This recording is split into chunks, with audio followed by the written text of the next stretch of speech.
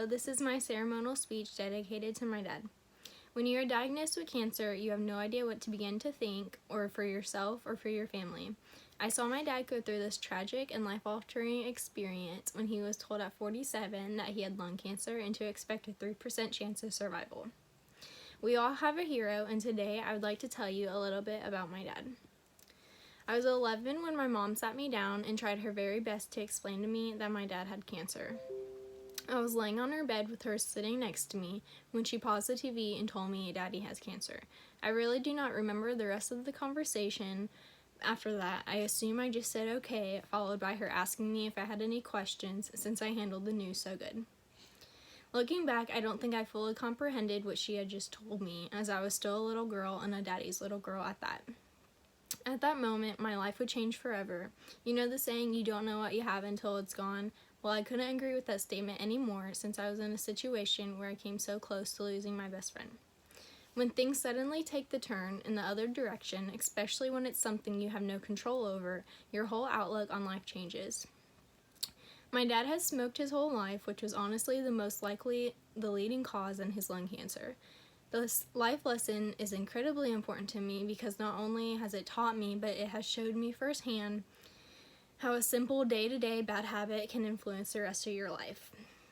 Since having cancer, my dad has gotten his entire left lung removed and has had to learn how to adjust with living life with only one lung.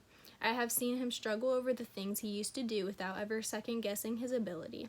Simple things around the house, such as changing the oil and just tinkering with stuff in the barn, to mowing the grass, to everyday life. I've seen him struggle with it because of this bad habit that he developed. My dad has always been an outdoorsman, and when nothing needs fixed, he'll go out of his way just to find something that is broke so he can fix it. Seeing my dad struggle has influenced me to help others in any way I can. For my dad, just convincing him to work on his cardio and go with me to the gym is a way I try to help him. I want to be an occupational therapist within the next several years, and I can't wait to help other people. However, their situations might differ from my dad's. I'll still be helping those who need it the most. Although my dad may not have always made the best decisions when it comes to bad habits, it is the way he overcomes his inadequate behaviors and became strong that truly makes him my hero. When my dad was diagnosed with cancer, he wasn't very pleased about it, but who would be? However, he never gave up, and that's one of the biggest reasons I view him as such an inspiration.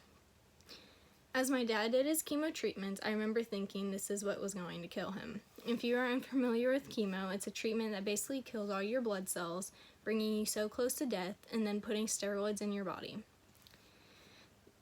The day after his chemo, he'd be feeling great, but that was because of the steroids, and after that, I was scared to check on him because I didn't want to find my dad dead. And that's a feeling I don't think I'll ever forget. However, being as sick as my dad was, he always managed to get out of bed at dinner time just to sit at the table with us to show me that he wasn't giving up. He may have been sitting there at the table with his head down, but he never forgot to show me as a little girl that he was strong enough not to do what was easiest, which was to give up.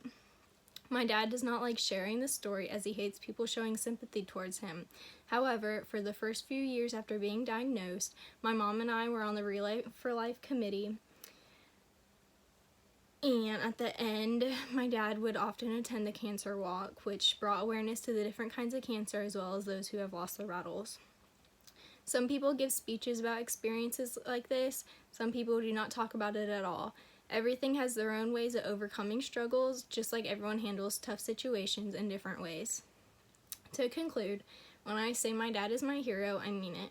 I don't know anyone who is stronger than this man, and I happen to be lucky enough to call him Dad. Through this endeavor, my dad has not only taught me, but has shown me many lessons in which I can learn from. Likewise, he has shown me to be strong when it comes to dealing with struggles and how to overcome obstacles. You don't get to be a daughter of an amazing father and hero who lives life as a lung cancer survivor and not want to do everything you can and to live life to the fullest. Thank you for listening, and I look forward to hearing your speeches as well.